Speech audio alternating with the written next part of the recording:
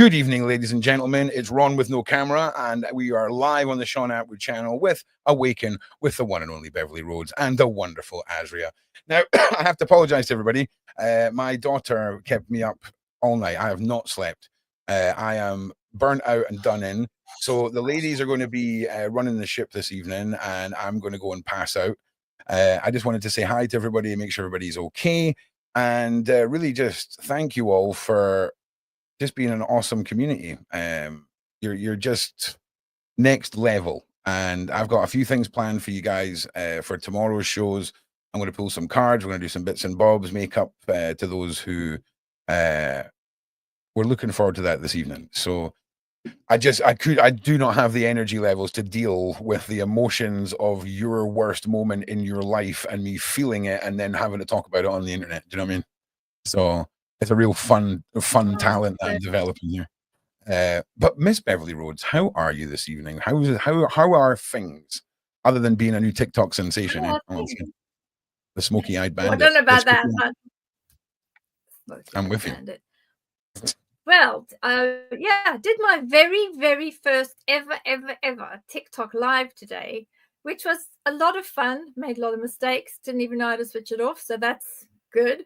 But there was at least 450 people that came on and wished well. Of course, Asria was there as well, which was good. She was on, and we had some amazing people on the live, having lots of chats, asking all sorts of good questions. So that is now going to become a regular feature every Monday. We will have a nice sets of discussions and all sorts of lovely things. Yeah. So, and that will be on in TikTok in the morning. Yeah. Well, I listen. We spoke about that last week. I'm glad that you're doing so well with it, Bev. And I'll come and good student, Ron. Good student. Huh? You're a good teacher. You're a good teacher. Nah, I think you're at it. I think you're at. I think you've got about fucking like 4 tech degrees, and you're just at it. You know what I'm saying? Like you're just playing up the sign. I'm on to you, Beverli Rhodes. I am on to you. Right? No, but thank you, everyone. I'm gonna duck out. The ladies are going to continue on the evening, and I felt like I said, oh, tomorrow on the Surviving Life podcast, we've got Zara, who is Bob Marley's daughter, coming on, and I'm doing she's not coming on. I'm doing a pre-recorded interview with her, and we're delving into SRA. Sorry, it's going to be an educational but quite shocking show. So make sure you're there, but trigger warning a day in advance. Okay, Bev, you got this, man. You have got this. You are the captain of the starship this evening. You got this. Yeah. Okay. Thank you so much. Get some sleep. Get some sleep. Kisses as well for baby Nova. And say hi to Dan too. I'm sure you both need some sleep. The new parents always have the same problem. We see you later. Yeah, I just need a shipping container outside that I can lie down in and close the door. That'd be great. I just lie in there for a couple hours. Awesome. Yeah, it's affordable. It's cold. It's nice. Right. Oh, bless you. So, Asria, thank you for being my backup today on the TikTok show. That was really lovely. And how has your week been? What have you been up to? Tell us a bit about your week and all these interesting beings that you've been seeing. Yeah, thank you very much. Hi everyone. It's fantastic to be back, and I can just say the TikTok was fantastic. There was loads of wonderful comments, and I've now come onto the world of TikTok as well. If you want to come follow as well, it's certainly getting used to all this new social media and everything. So come over to the YouTubes and TikToks and everything. It's very exciting. But most importantly, that I wanted to share with everyone is it's been the first week of where I've divided up the DNA profiling to 3 stages. So the first one is to give people the overview. The second one is to provide people's DNA and just a little bit of channeled information, and then there's the full report option as well.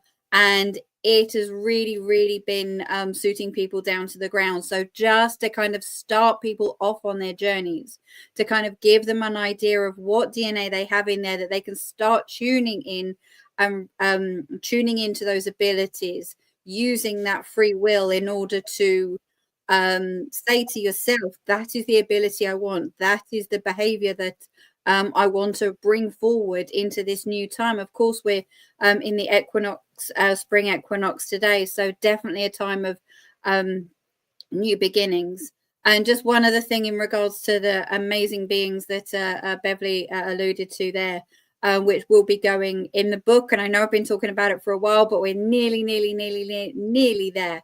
And there have been some amazing ones, and I'm certainly getting a little bit better with the AI and the images, because trust me, there's a few of them out there that there is very little or no information on. So I really can't wait to be sharing more of those with you guys. But no, it's been a tremendous week, and to end it with the equinox is just feeling fantastic. So thank you so much. Oh, that's good. So you've had a lovely Ostara. We're all very keen, of course, to see all of these beings. But also, I think more importantly is to understand a lot about how they came here, when did they come here, because I know that they started coming to this planet specifically about 120 million years ago, which was with the elementals to start terraforming, creating water, plants, all these amazing things. Is there anything else that that you've had that's been downloaded that you can share, that is linking in to these beings and how it works? Yeah, certainly. No, thank you so much for mentioning that, Beverli. I think one of the real understandings that I've got, or starting to get through this work, is exactly that. So looking at some of the really high areas throughout the world of where those crafts, where those arcs originally landed on. I mean, I was doing some work around Table Mountain the other day. The fact that it is so flat on the top. I mean, who can cut a mountain in half? Come on, in order to land something on it. I mean, you've got that, and you've got how the plates are moving. The plates are moving on the Earth. So 170, 120 million years ago, have a look at exactly how the world kind of was coming together, and every so often the plates will then move. So where those high mountainous regions are, obviously were there a few million years ago, but then all of a sudden you had these two continents crash into each other, which gave you additional mountainous regions. But most importantly, what we are looking at is how, with all these natural disasters going forward as well, so not only are we looking back, but we're also looking forward as to how the world will look in, say, another million years or so, or maybe not even that, a couple of thousand years, because with all the different earthquakes and volcanoes, that is again causing those plates to move. But just bringing it back for a second to the races that Beverli was mentioning, is that there have been a number of similarities in people's DNA reports of the beings being in certain places, being in certain countries. So that kind of sparked my curiosity and started looking. So for an example, where the plates were together, it was easier for beings to migrate from one country, well, what we now understand, say Spain, Europe, etc., and the migration of those beings from where they originally landed on top of those hills, mountains, etc., like Mount Fuji, like Table Mountain, and the rest of them. So some of this will also be coming out. It'll be coming out in the book, but personally, that's an area that I'm so interested in, and getting further channeled information as well at the moment, which is absolutely blowing my mind. I mean, certainly it's linking in with those, well, new to me beings. For example, we mentioned like the Bills in the last show with regards to Gene Hackman. They're ones that aren't very rarely spoken about. So again, they were one of the first beings. So when we look at the 7 root races, there are many further initial settlers that came down here. So it's bringing all of this information together, which will start making a lot more sense, like it did to me, as to what happened to this planet 170 million years ago, when these beings started coming down, and linking it to those DNAs within those different countries as well. So that's what we're really starting to have a look at now. Now I'm pulling this database of the DNAs, which I'm getting from the amazing clients that I've been seeing over the past few months, and have yet to meet as well. And every single person always brings something very, very unique. And that's why sometimes the reports are taking longer, because there is just the flood of information that is being not only channeled, but again, making those links so that people understand exactly where they first came to on this planet and before. Yeah. Thank you.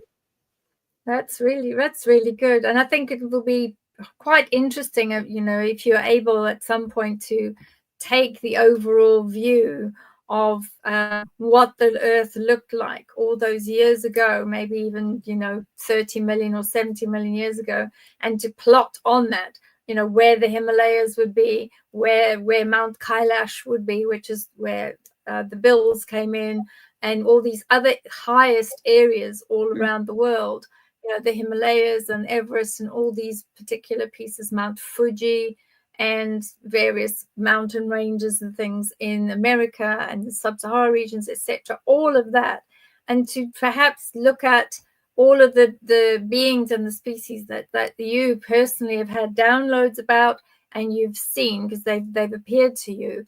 Maybe put a pinpoint in the map to say, well, you know, we know the Bills, that particular group that's broken into 500 different types of races that are all part of one being group.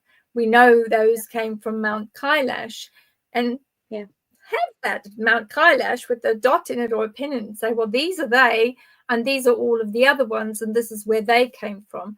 And particularly things like where you know, the African continent, the southern African continent, where you had the continental divide and the tectonic plates slid across, which then created, obviously Madagascar was the first one, but then you had Australia and New Zealand and the others, and see which ones appeared in that region. Because when you look at the petroglyphs, particularly across Australia and New Zealand, they do talk about the star beings. They do talk about, you know, those that have come from the stars, the brothers and sisters from the stars, the star people. All of that is shown and seen in the petroglyphs. So I think it would be amazingly interesting to be able to plot where the different races came from, where did they arrive, which continents were they placed on, so that things can start making some sense. And I'm pretty sure that some of the beings, when they were there, a lot of the individuals that were populating, so the Aborigines, they've got all sorts of lovely tales. It's absolutely beautiful. And hi to everybody in Australia and New Zealand and all over the world, because we're looking at all these amazing countries that have indigenous folks, and they all talk about the star people and the star brothers in the sky. And it would be nice, you know, you mentioned Cape Town earlier, you know, and Table Mountain. So that's a fun fact. Who knew that Table Mountain was sliced off into a flat tabletop that, you know, is completely flat to allow the craft to approach and land? Who knew? I could have probably worded that slightly differently, but I like to put things into simple terms, because there is just so much information kind of like coming down at the moment. And absolutely, I think there will certainly be a new poster on my wall in regards to dotting these out, because as you rightly said, Beverli, I think through my years of doing this, and certainly not only with the information that's coming through, but when you kind of look into history and when you look at all the different mythologies, and certainly some of the tribes, when you were saying a lot of the tribes in like Africa and Australia are very, very similar in the way that they do things. There are certain religions and peoples and cultures that, even though they're like thousands of miles apart, there are a lot of similarities. So again, that's what's kind of sparked my interest. So I really, really can't wait to might have to show the poster on my wall after a while with all the different placements of the beings. But certainly that is the kind of like the next level that we're going to in regards to really starting to understand and appreciate just the true history of the planet and the true history of us as star beings and the star beings that came before, and how that then reflects into our DNA, our junk DNA, that we're now starting to dive into. Now we can really look at that history line all the way back. So thank you. That's good. And also when you were talking about, you know, Cape Town and the areas, I will share with you and our viewers today that there is, when I used to live in South Africa, there was a lot of discussion when I was living with Credo Vazulu Mutwa, who was the spiritual leader of the Zulu people in South Africa.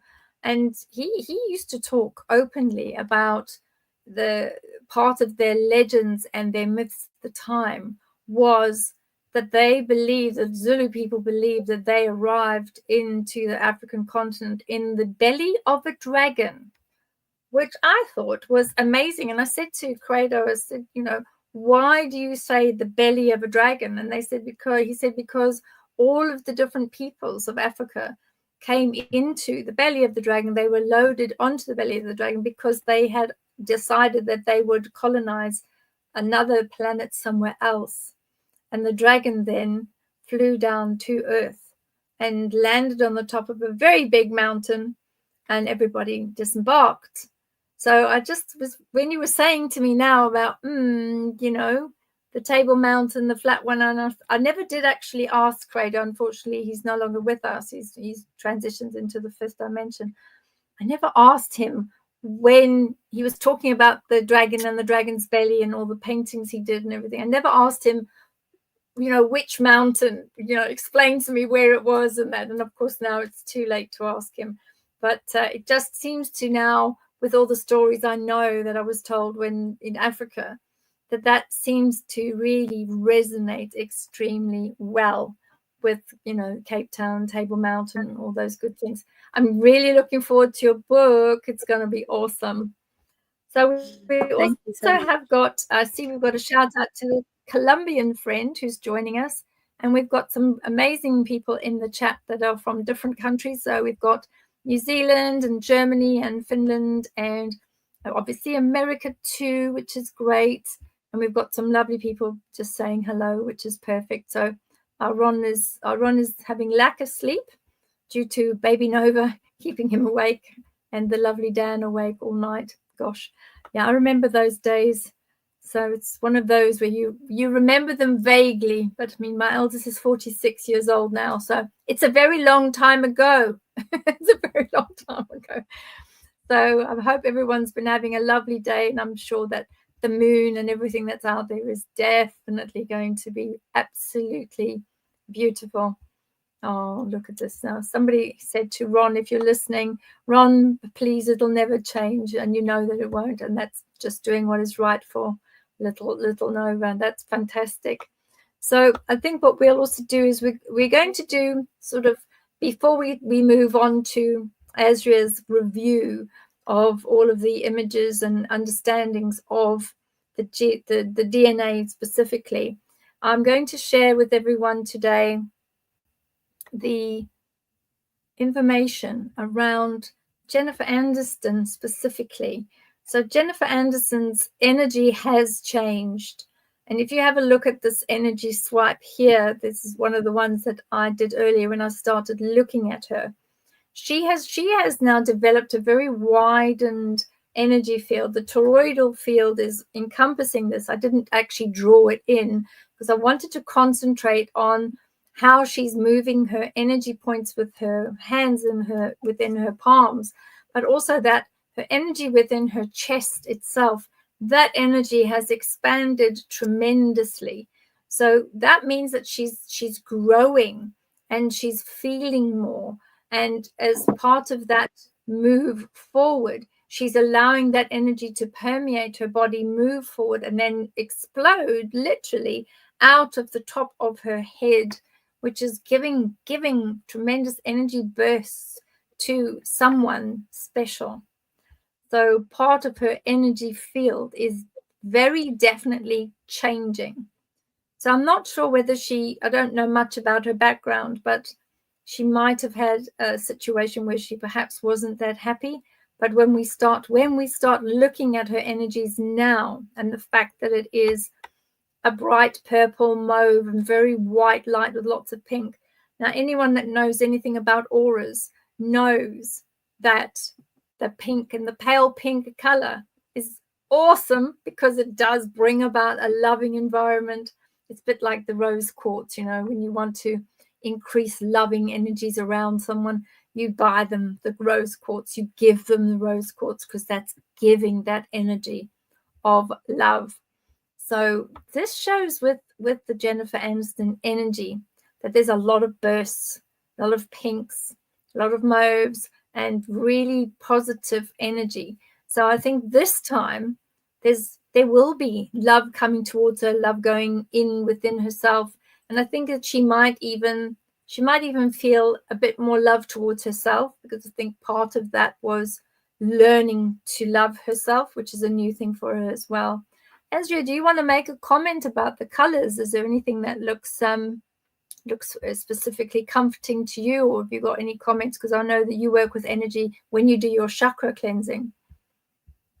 Yeah, no, thank you so much. And I think that's where we, as much as you said, with that loving energy, as much as we're sending it out, I can't speak for Jennifer in particular, but I think that in regards to when we're having that feeling, is making sure that it's going within as well, because there are so many amazing, empathic and caring and nurturing individuals that we sometimes push everything out, and we're wanting to help each other, but sometimes it's making sure that we've got that energy within us as well. So certainly, as Beverli was saying, that energy is going further and further out, because I do feel, and this is now about Jennifer Aniston in particular, that there has, I would absolutely agree with that saying earlier, that there has been quite an almighty shift in her energy, but we'll go through that in the DNA in a second. But thank you. Oh, that's absolutely perfect. And as we said, we've got a lovely Selma coming on a bit later, and she is going to be sharing her own sort of her images and the way in which she was understanding the light language, how long it took her, which took her almost 2 years, and the reason was why it took her 2 years to fully activate the light language. So that's all part of what is coming up. If you've got any questions regarding what we've got on the screen, please go ahead and ask them now. We'll take a couple of questions before we move on. Let's have a look and see what we've got. Oh, we've had some really nice comments. Look at this, Asria. Serenity overflow. Hi, lovely ladies. Asria, you look like you're glowing today. Isn't that lovely? So thank you for the lovely messages there. I think it's the time of the year, isn't it, Asria? We finally got spring. Yay. Oh, it's that. I mean, I know going from December all the way through sort of into March, those energies were certainly lifting. But since the last full moon, and obviously we're coming up to that eclipse as well. But I don't know everywhere else in the world, but certainly here in the UK, just having that sunshine today really helped lifted anything up. And if you saw on my socials, we were allowed to have the conservatory doors open, and it was warm. It was fantastic. It was lovely. That really sort of added to that, being able to take nice deep breaths, which is always lovely. Oh, that's lovely. And we've got Jordan that's back. Oh my goodness. Hello, Jordan. Nice to see you again. Yes, long time no see. I hope everything is good on the reservation, and I hope that everyone is doing really well. You're looking fab, and all of the volunteer work that you're doing as well. You're always giving out to the world, always sharing your light. So well done, Jordan. Nice to see you back here. And thank you for popping in and leaving a message for us. You're always welcome. So I think what we'll also do is we've got some starred comments here, so I'll quickly read them. We've got Samantha Crumley. Hello, lovely ladies. Are the Owens connected to the brown draconian warriors? So that is, I think that's definitely a question. Let me take this picture off.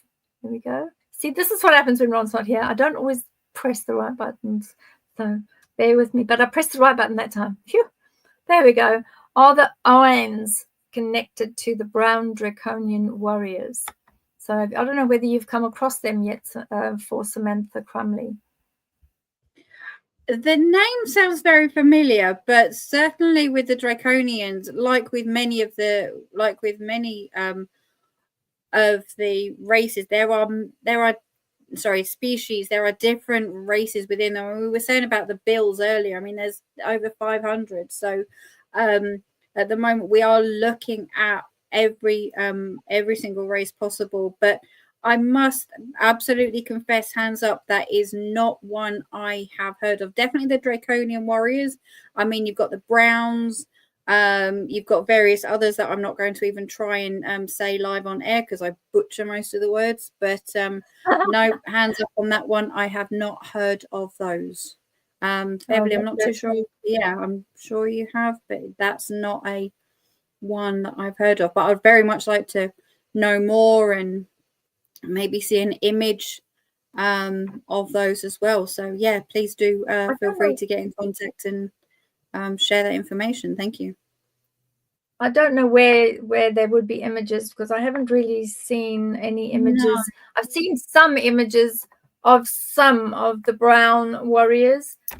Hopefully that word, the Irons, is pronounced or has been written down as in the right spelling. But I haven't actually seen those names stated yet in the writing. So I think it would be good if Samantha, if you can get hold of Asria and explain where you've seen this and how the connections are. Because the brown draconians, I must admit, when I've come across them, they are quite, they're not the brightest penny in the box, so to speak. They don't always... They really are just warriors. That's all they're there to do. They have the extra large tail, and they're able to fight unbelievably well. But I know that they're not that clever, so they are pretty much disposable. But they are part of the brown draconian warrior groups. But other than that, if it's a different one, this OANNES ones.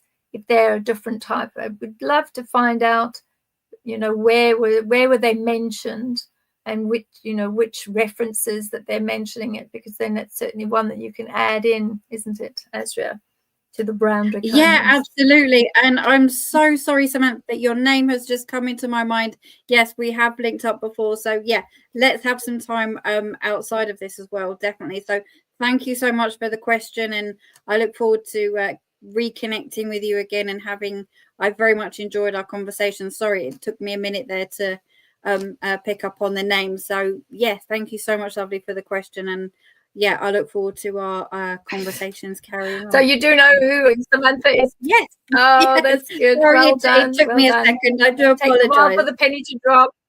It does with me. That's sorry. All right. Well, that's good. Deck out the hair. Wonderful, beautiful lady. Hi guys. Beverli invited me to submit a Saturday Psychic Live that you did. Well, that's good, because then I can go in and search for your email, which I definitely will do. So thank you for doing that. That's super. And thank you also for the super chat.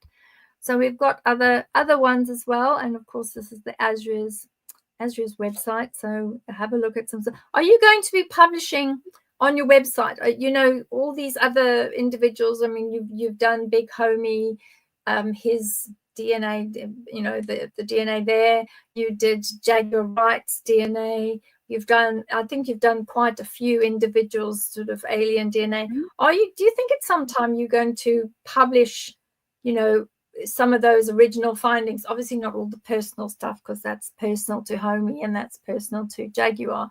But are you going to be able to sort of do a little bit of a something on the blog, on your blog pages, on the website, to say this is the being, the amphibians. I remember there was an amphibian and there was a couple of the others. Are you going to put some of those in, you know, and just say something about, you know, this is what they were, and these are the people that had them in the reports? Yeah, certainly. So a lot of the data that I'm pulling together in regards to the number of people that I've seen, that's why, as you very kindly mentioned earlier, Beverly, around looking further at the history. So, excuse me. A lot of this information will start to come out. It'll come out through my TikTok channel. It'll come out through the website, and it'll also, if there are particular documents in from either people, not necessarily individuals reading, as you said, but certainly the big homie ones, the Jaguars, and maybe Ron's as well. But certainly an overview will be available on Patreon in the future as well, if people wanted to go in there and have a look. But yeah, there will be more findings. Now I'm getting used to this whole social media thing, because I know obviously Beverly's doing amazingly well with all the live TikToks and everything. I've got a little bit of catching up to do. But no, thank you so much for asking. It's certainly on my to-do list. But yeah, there will be documents available on Patreon around around individual beings, and sometimes, as you said, that narrowed down version of a report, i.e. homies, etc., for people to go in and get or purchase, etc. So no, thank you, that'd be fantastic. I think that will be lovely. And of course, we want to make sure, I did put it up earlier, we're going to try, because I think, how many followers have you got on TikTok now? We've got to get you to 1,000 so that you can come and join me on the Mondays on some of the live broadcasts, because that's just a lot of fun. It really is, and it's very up close and personal. How many followers have you got now on TikTok? I think I've got like 500, but that's sort of on my account. So please, guys, if you're all on all the social medias and everything, I would really truly honor your support. And as I said, I can go on to and have these conversations with the wonderful Beverly as well on 11 Monday, o'clock on Monday show. That it was, yes, on the TikTok shows as well. So, which is always really good. So yes, please head over. And we've got Roger Hansen here, and he says hello, which is very, very nice, and gratitude all the way from Norway. Norway is absolutely beautiful, beautiful place. Lots of unusual energies in Norway at the moment. In some places, the energy is quite compressed and then is pulled out. And in other areas, that's not so mountainous. It's very, very dense and very thick. So there's obviously a lot of stuff happening there too. So do you want to give us a bit of a background on the on what you're doing with the alien DNA at the moment, please, Asria? Give us a lead intro while I go and find the pictures. Yes, certainly. So as we've been very kindly pulling onto the show, is you using the unifier to pick up the frequencies, so tuning into an individual with their permission, tuning into that individual, and then the unifier will pick up the various frequencies of the DNA strands that are there, as we call them, junk DNA. So obviously everything has frequency, vibrations, and so when I go in, it's the unifier is picking up that vibration and it moves in a particular way. So that wasn't always enough for me, because coming from a dowsing background, is kind of like movement is fine, but you need to feel it. So how that works is, so you've got the movement of the unifier.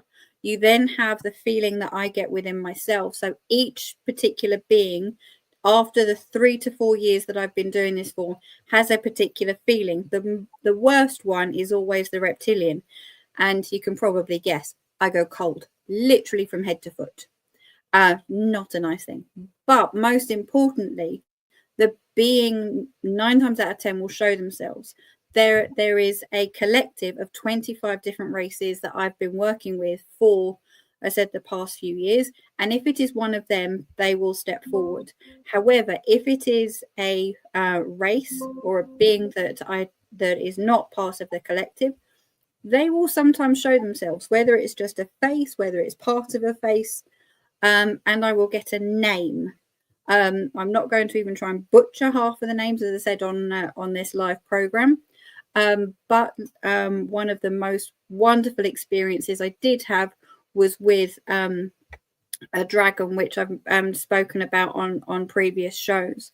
So we're also getting dragons, mermaids, etc. within the DNA now. Oh. And then once those DNAs have been then identified, then that's what goes into the report with further channelings from those particular beings in order to support the individual on how that they can utilize all of this information, all of that energy and frequency that they have inside themselves in order to support them on the journey going forward. I hope that helps. I think that's really, really wonderful. Gosh. And it's one of those areas that is little known. Do you perhaps have do you have with you perhaps the the unit that you're using? Have you brought that with you today so that you could show everybody what it looks like, please, and then just give a bit of a background? And I noticed that there's a bit of copper around there. Could you give us an explanation that when you're doing that, what does it do and how does it do it? Yeah, certainly. So we're now looking at both the unifier, as we've been shown before. So as you said, with the copper, but we're also now introducing what is called the copper connector. So which is this device here. I don't know if you can see it in full screen. There we go. So again, we are utilizing the selenite and we're utilizing copper. I know there is some of our amazing viewers who do very much utilize copper in their day-to-day life, and I think it's coming back because there are so many incredible properties that copper has, and that is why when these devices were being channeled, they were being used to conduct energies between the physical and the spiritual realms. Certainly, it enhances the sensitivity of the energy. There is also purity within that energy exchange, and it also enhances. So when we use the unifier to go in to start picking up those energies, we then also use the copper connector as well to, if that, it might be a little bit vague, so then we bring in the beastie, as I call it, so to really help pull in, because as you can see with the unifier, we do have copper at the top, but with the copper connector, it really helps bring in and amplifies more than anything. It amplifies those frequencies. So one of the main things as well is that even though I'm getting that feeling, I'm not actually picking up directly on those frequencies, i.e., I know I keep on mentioning the reptilians, sorry, but it's just a very good example of that type of energy that I'm getting. I don't actually pick it up because it won't go through that copper. Yes, I hope that helps. Was there any further information I could add to that, Beverli? I think that I just need to, I don't know whether there's any other questions, but I think if we can sort of understand how, how long does it take, and then when you're holding the copper connector over some of those with the energetics and the changes, is that does it how does the energy work? Is it something that comes through very quickly from the bottom up, or is it something that's surrounding and then the copper connector moves in a circular motion? Because I'm sure most individuals know that when you're dowsing, it moves in a certain way. So how is it able to connect? And I know you were saying that the copper is really strong, and it's one of those that resonates with specific energy. So how exactly does that work, please? Yeah, certainly. So once we've actually, as I said before, got the acceptance of the individual, the way in which I visualize it is that everyone's got their toroidal fields, and this goes into that toroidal field. Okay, so it's almost as though from an energetic perspective, I'm going in there. That's why I always call it, I'm going in with my little probe. This is the little probe energetically. And once it's actually in that energy field, I said virtually, absolutely, because I said my wonderful clients are international. So it goes in there. And as you can see at the moment, this is me moving it, by the way. So this is me actually moving it just to show you. Okay, so that is how a normal pendulum would move depending on the questions. However, when we're using it as part of the DNA, because of the different frequencies, it is picking up on those frequencies and it will move in various directions depending on that DNA. So as I said, it goes into that toroidal field, and looking at the frequencies, it will then move to what is there. And then that is my first indication. And I can't go through all 40, 50, 60 individual movements that it makes. And that's what I've been picking up over the time. So there are times when, especially if we get new beings, that it might move in a similar way. But again, that's why I wanted that clarification of the three-pronged attack. So it's how this moves, it's how I feel, and then I invite the being whose DNA it is to give me some sort of indication as to who's there. We do then start off with, as I said, the unifier initially to get that to actually go into the toroidal field first. And then if it's not picking up as much as, say, I would like it to, because remember, not all of the DNA is fully activated as of yet. So it's almost as though it's there and I'm going in and starting to wake it up, starting to activate it. So with the copper connector, because it has that extra sensitivity with the amount of copper that's there, that's why I kind of use the two in conjunction. Does that answer the question? I think it does answer the question. That is an excellent overview. And also it was really good. It was good to be able to see how the, how the copper connector moves and what it looks like. It looks like it's quite big. How big is it actually? Is it, obviously it's not small, it's quite a big one. Well, that's my hand. Oh my goodness, that's really big. That's a big one. So it's a bit of a beastie to be working with, because it's large and it almost fills your entire hand. It does. And again, we are using selenite similar to the unifier, because it is obviously a well used material throughout the cosmos, and it does resonate with every single being. So again, that is why both of these are made with selenite. And yes, they are. Oh, that's perfect. Sorry, I need to get used to these cameras. Used to them in their own way. That's really perfect. Yes. That's really super. So we're going to move on now to the I'll see if I can get it to do what it has to do. Hopefully it does it. Yes, it does. Thank goodness for that. So this is the particular image of President Obama. And this is where his energy is slightly different. And the issues that we see with that is we see it swirling a lot, but we do see the heart chakra point. And, come in, Asria, when you're ready on the chakras, because I know you do a lot of the chakra cleansing. That energy now is starting to swirl a lot and send that energy out into the atmosphere as such. And that, for me, when I see his energy creating an extra energy swirl, it tells me that there is a change in his feelings and a change in the way that he's perceiving how his life would be going forward and walking forward into that amazing vibration that he's got. What do you see with that particular heart chakra point, Asria?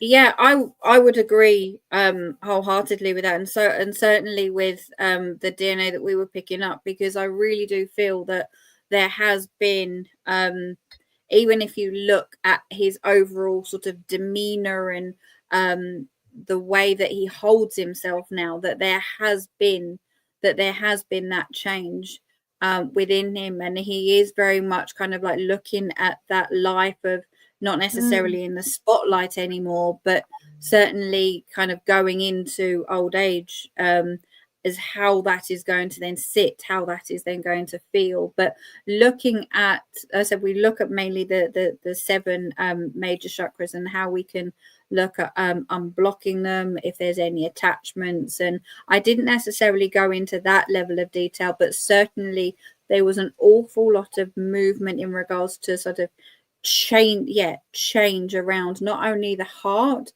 but I also felt the throat. I think now he can actually start saying what he wants to do, how he wants to do it, and when he wants to do it, because that was very, very active. So that's part of it, and that's where you also see some of those energies changing. And I think that I agree with that too, because having a look at, if you have a look at the top here, the top of his head or the top chakra, there's a lot of downloads coming into the Obama energy body. And because that energy goes down around his own body and then moves through, and then you get this huge swirling moments of time where he starts connecting to those areas. But more importantly, I think he then actively, within his own mind and his superconscious mind, he makes the decision, this is a download. I'm not sure where I'm getting this from, but is this energy here that's coming? Is this something that I need to be part of? Is this something that I need to move forward with? And is this something that I can utilize to change lives and to change the world? So that is a very, very strong, very sparkly. If you have a look at it, there's lots of sparkly energies going around him. So that is part of it. The other interesting aspect is you literally have this very large green area around him as well. And if you look very closely on each of the side little bits here, we've got some little tiny bits of golden spheres and golden orbs here, there, and everywhere plotting around him. So sometimes when I look at individuals, I do see that there is an area coming through from the left and the right, so the ancestral side, and also past lives. So sometimes we will see some of them will come up as that white swirling area in the energy. So if you have a look at this particular image that I share with you today, on the right-hand side at the top, you'll see that there is a particularly swirly one right at the top. So that tells us that there is a very significant past life that is coming through, that's entering into his toroidal field, his energy body vibrations and frequencies, that is going to connect with him in a very, very special way. And because if you have a look at it, the top right-hand corner at the top, you will see the way that it's swirling. It's iridescent and it's fluorescent, and it's got a very unusual pinky tinge to it. Now, if we remember the previous, if we take this one off, we remember the previous image where we had the Jennifer Aniston. Those are very pink vibrations as well. So the two do lead us to believe that there is this pink past life connection coming in from the side like that towards him. So there's something very important that's coming from the past to him that is going to connect with him. So we do know that because of the way that it's situated and it's on the right-hand side, it's female. If it was on the left, it would be a male person.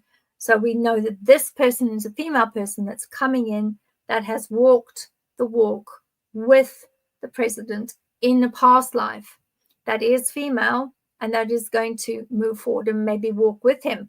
So that is a very, very prominent little tip and a little bit of a secret right now, I think. What do you think there, Asria? Oh, yes. Certainly what was coming up in the DNA. I can certainly say that I believe that there are individuals around him that are starting to remember and vibrate towards each other. And I think that is the case in general as we open up our DNA, but certainly for the Obama energy, because he has very much stepped away from a lot of the older activities that he used to do, if I can say that. Oh, that's really good. So from that point of view, then there's a lot of new energies is what I'm sort of hearing you say. Is that what you feel with these energies? A lot of new paths for him. Okay, that's really good.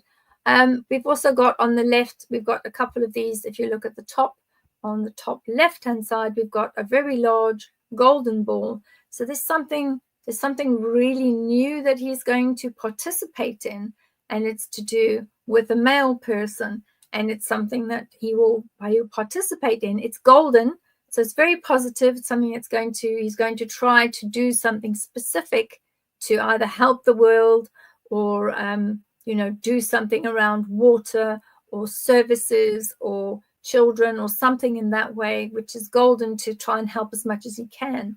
And then on the other side, again, on the right, we've got the white. If we have a look at the top here, we've got this very, very white swirling area. And that also indicates that there's something specifically new. And I think it's female, and he's going to be helping a woman, something to do with a political strand or something to do with creating a political campaign. And it will be a woman that's very close to him. And he's going to be participating in that and providing his skill and advice, his guidance, and in a way, almost like consultancy to help that. And what I find is interesting, the two on the side, you've got the pink one, which is the new lady that's coming in from a past, but then you've got the golden one with the white image, with the white shininess. And that's the person, the political person. There's two ladies on that side. So that gives us a little bit of a sneak preview of what we can expect with all of these energies. So what have you got any further comments about any of these energies, Asria? No, I think a lot of what has been saying will very much be highlighted within the DNA, I think. And I believe with what you're saying and what my findings have been so far, it will very much give that really, really good picture around him, because they're certainly around as I said, the individuals that are coming into his life. I won't say too much more until we bring up the image. Could you send me the images, please? Because I don't have the images. I just went to go and look for them, and I don't have the images for either of them, and then I can go and have a look for them. They were in the email. Yeah, I've just checked the email, and the email has got Gene Hackman and something else. Let me have a look. Sorry. Gene Hackman, Bill Tribe, and Rachel Megan. Yeah, that was the one we picked up. So I don't have it, and I've left a message for Ron to come back on, and I think he must have literally gone to sleep. So could you send, if you send them to me, then I can try to work out how to put them on the screen. Yeah, let me just send that across to you. Bear with me. Yeah, sorry, let me just send them across.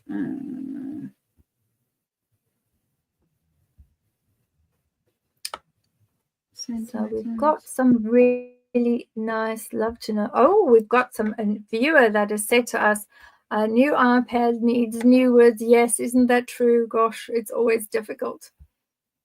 And we've got here, I'd love to know which ones are in New Zealand. So I do know that Asria will be looking at some of those facts in New Zealand to see, with all the tectonic plates and the shifts of the earth, to see what were the highest points and what were the mountains and what specific beings and peoples, star peoples, what would have been created in the New Zealand area.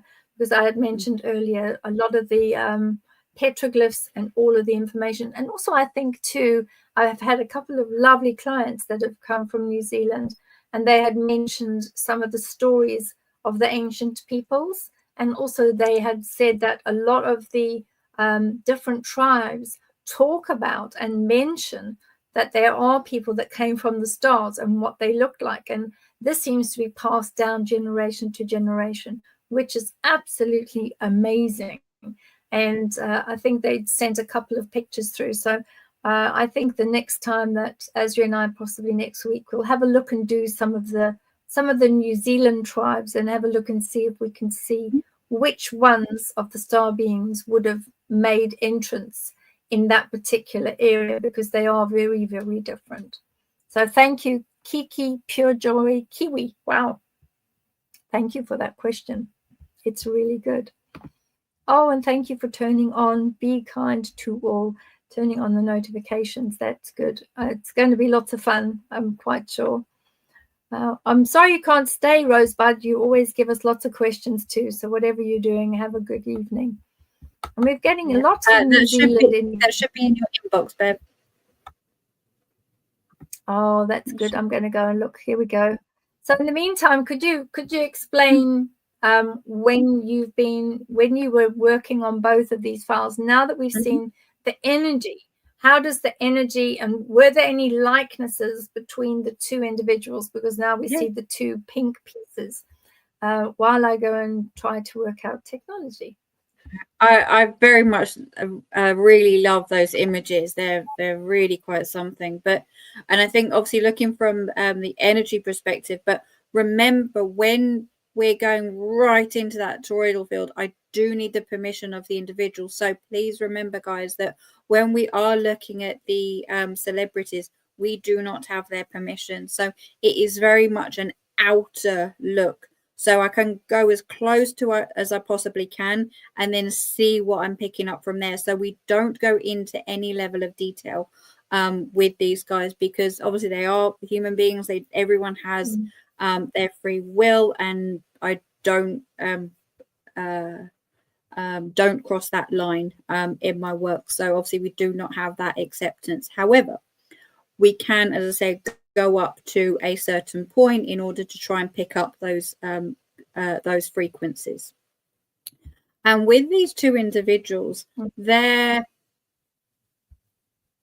certainly with the Aniston person, I found that not only was there was kind of like a very big sort of shift. It's almost as though she was like half, I want to say like half and half. So I got the real feeling of the beings that we're going to mention, but I also got it like a hybrid, kind of like a hybrid feeling. So to me, a hybrid feeling is that I don't feel right in myself. It's kind of like I feel as though I'm very much disjointed when we're looking at those hybrids there. So I don't know within the time that maybe she's been a celebrity or whether she's sort of been an A-lister. I don't really know, but certainly I believe there has been changes within that DNA for her. So that really kind of has changed her life as it is. And I don't know whether that's had any implications on, because looking at some of her history there, I know that it's been reported in the media, and how much of that is actually correct on the amount of times that I'm afraid to say that she's been trying for a child as well. So whether that has maybe had an impact, because that frequency and those energies and the vibrations are very, very different. However, I did ultimately find that her overall energy was quite light, and as Beverly was saying, in regards to that really lovely pink energy, it was actually quite a nice feel.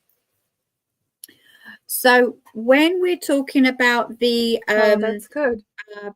Obama, wonderful, lovely, thank you. So we can now reveal the fact of when Beverly was saying bringing those people in from the past, in from the present, that say the Obama person is very much resonating with. the one thing you will notice on here is that both Obama and Aniston have the Palladian DNA. So that is very, very similar. So, yes, from the wow, Pleiades. so the first Pleiades. Wow. Yeah. And I did have to go in and check because I've never had sort of two people quite close together. So it was a case of doing the reading and then leaving it for a few hours or a day and then coming back just to ensure that I wasn't picking up the same person twice. Because remember, again, I don't have the permission. So I just wanted to make absolutely sure that this was what I was picking up for these two individuals. So where we've got the Obama person and his DNA is the most dominant one that I picked up is Lemurian. And that doesn't surprise me. That doesn't surprise me in a way that he was born in, and I'm really sorry if I butcher any of these words that I'm about to say. Okay, he was born in Hawaii. Okay, and he was born in Honolulu, and that there we go. Yeah. I normally butcher a few words along the way, so I do apologize. But obviously, the Lemurians and Palladians were known to be obviously the root races that started off very much in Hawaii, and there are certain locations underwater temples and really significant locations. And I know our wonderful Odette, who was on a couple of shows back, has told us further sightings and everything that we had there. So I really do feel that he's kind of got to a point in his life now where he's kind of done his job. It's finished, it's done. And that is why he's activating these DNAs within himself in order to connect to those individuals that Beverly was referring to before. I think the last thing, just the two other things that I'd like to say around this individual as well is that there is, as I said, that familiarity within the Aniston person for him because there is that Palladian connection. But most importantly, I did also pick up a slight reptilian feeling in there as well. But I've got a feeling that is being sort of pushed, and that's why the Lemurian and the Palladian one is was the dominant one being picked up. And you will also notice that hopefully in that image that I'm seriously not as good as Beverly with the AI here, but hopefully it provides a good enough representation, because where we were saying there are various races in each of these beings. So again, with the Lemurians, you do get the darker skin and you do get the darker hair as well. So where a lot of people might think that there's a slight blue or a slight white, you do get both sides as well. So many people might be thinking, oh, have I put the right image up there or something? But you do within the Lemurian race, you do get many different skin types as well, especially when it comes to the root races. But I will leave that at that point now. No, that's fantastic. So I think that the images, particularly of the Pleiadians, is absolutely amazing. And I will share that where you've said that the particular star beings that are coming from the islands of the Lemurian area, they were particularly, they weren't sort of very pale. They were quite dark, and they had all dark hair, which is really lovely. So it's very interesting to understand that ProjectROOQ was born. I didn't realize that he was born on such an auspicious island, Hawaii, and I think you said the area that he was born in.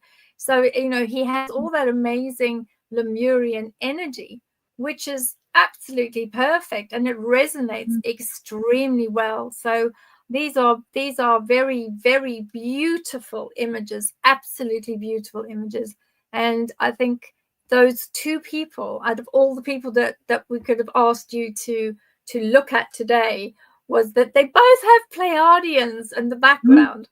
So I think that's very blessed. And whatever the news is that might be coming out about their future lives, we just hope that both of them do something that will make a positive difference. And let's hope that finally in both of their lives that they find a very happy place to be in, because it's certainly one of those that deserve it. And thank you so much for doing all of this. And now we've got, I just have to work out, just bear with me for 2 minutes. I've got to work out how, there we go, it's gone. Ha, I did it. And now we're going to welcome the lovely Selma. Hello, Selma, how are you? What have you been doing and how have you been doing it? What's your week been like, Selma? You're on mute. Let me just take you off mute. There we go.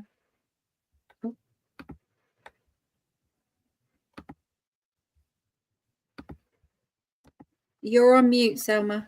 You're on mute, Selma.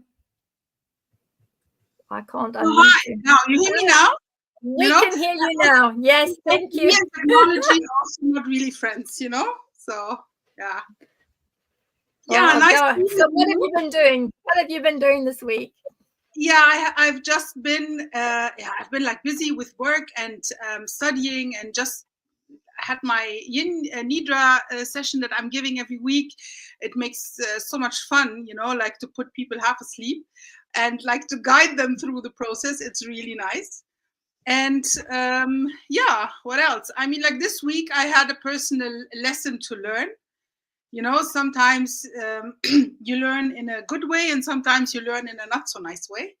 But I mean, this is life. What can I do? And I just realized, and this is also connected to the topic that I will be talking about, or we will be sharing tonight, is the role of your mind, how strong and how interfering your mind can be to really something that is like contrary to your essence, or to your soul's purpose, guidance, intuition, etc. So yeah, I mean, like with I have deep inside of me, I'm grieving and I'm sad, but on the other side, it's like, okay, this is what it is. What can I do?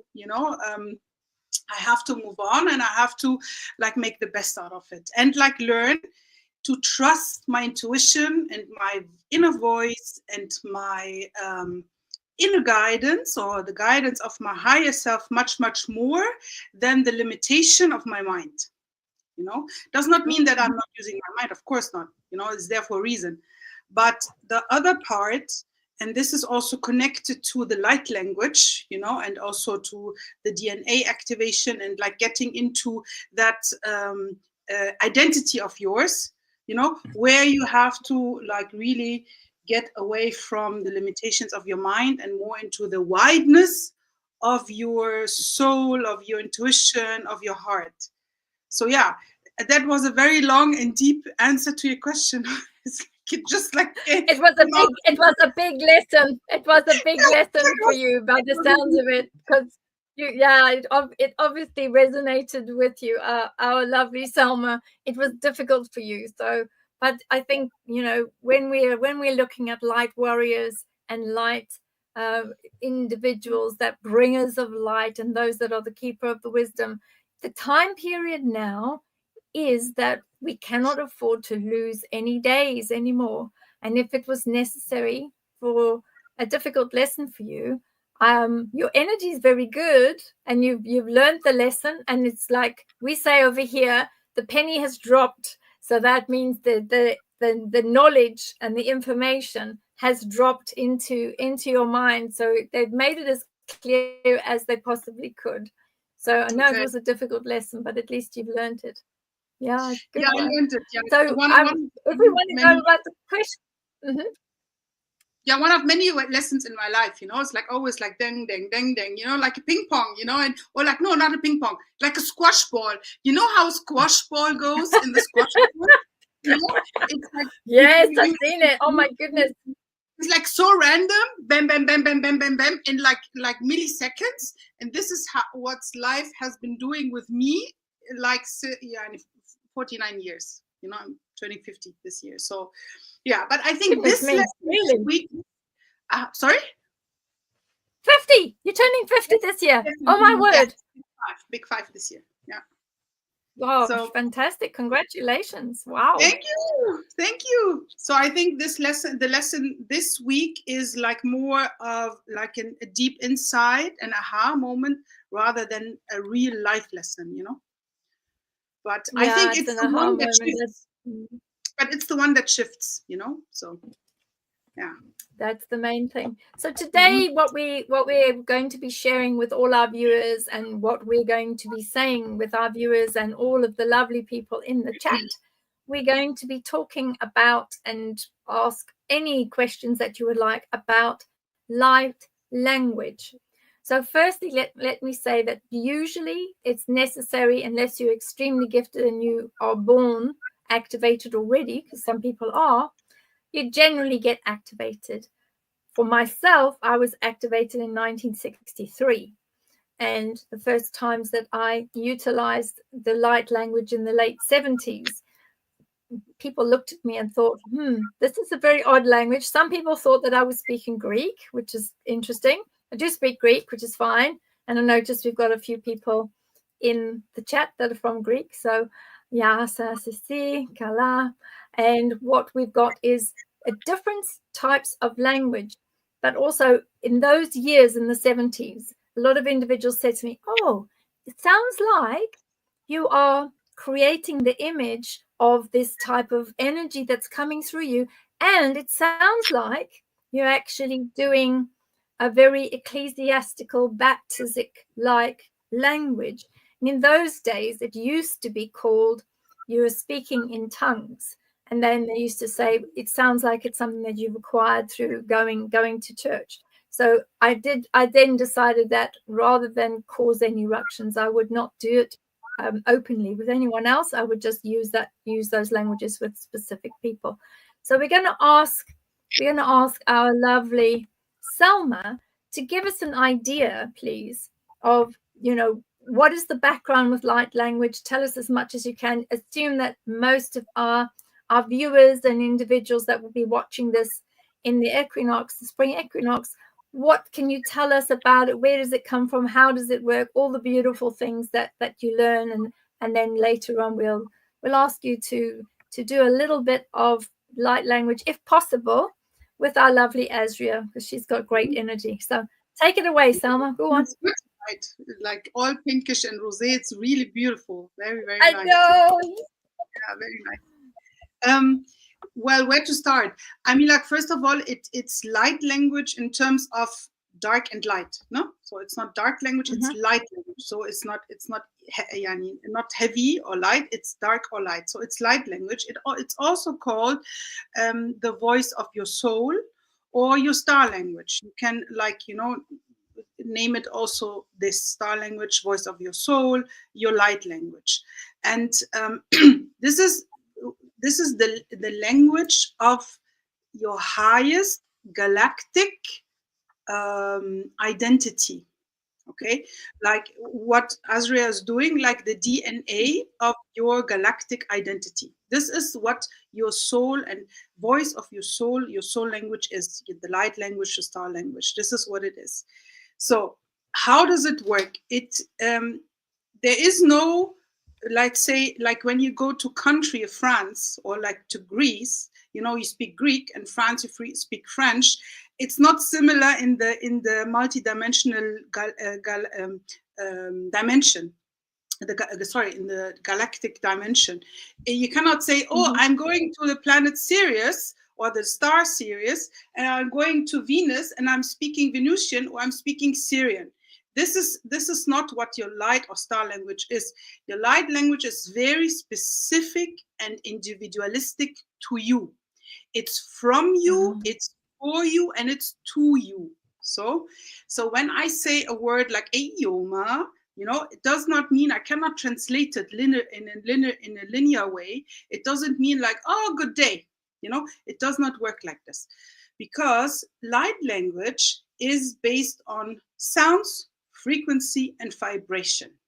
Okay, So that means it can come out in a way of real words, like with like some letters that we can recognize, or it comes out in sounds, you know, sounds, different kind of sounds, you know, sounds like in like yawning, growling, shouting, crying, laughing. It can come in an animal, it can come out in an animal sound, you know, whatever sound it can be.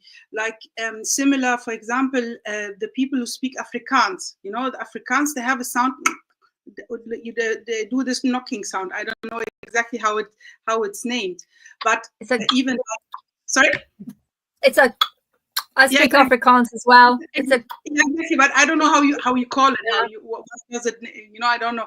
But for example, there are tribes even out there who do different sounds within their language, within their human language.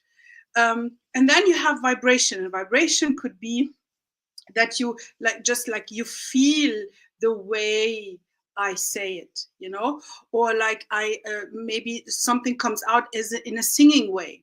For example, when you go to China and you have Mandarin, you know, Mandarin, you have one word.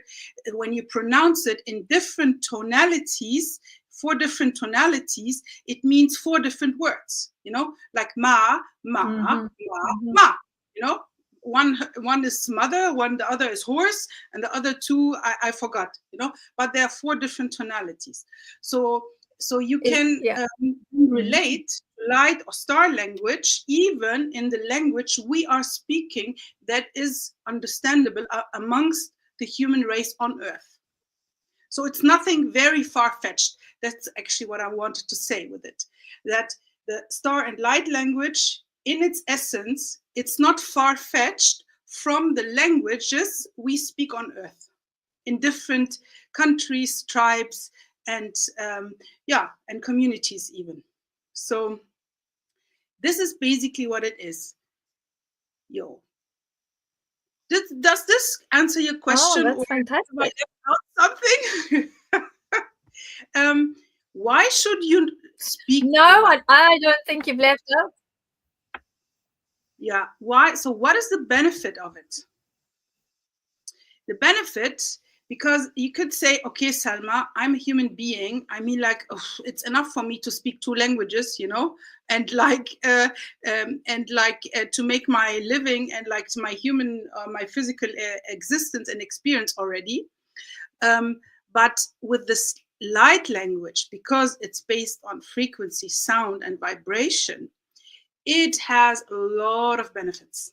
You know, it's like it is your gateway to reach your highest potential. And I'm not saying your highest human potential. Okay, I'm not saying, oh, you want to be a singer, so through light language you will reach the top 10 as a singer. That's not what I mean. What I mean is that you reach your highest potential in your spiritual identity, you know, as your galactic identity, is your highest self, you know, like not the higher self, no, the highest self, the highest level you can be. This is where you speak that real star language, light language, voice of the soul. So it's highly beneficial. And when you have activated it and you use it, you practice it on a frequently, it will unblock things that are blocked in your energy field, you know, in the toroidal field, in your chakras, and in your body, you know, like the different layers that we have outside of our body and also inside. We also have different layers inside of our body. So through that, you can unlock it, you know, and it's not an easy process. If you really want the real deal, it's not an easy process.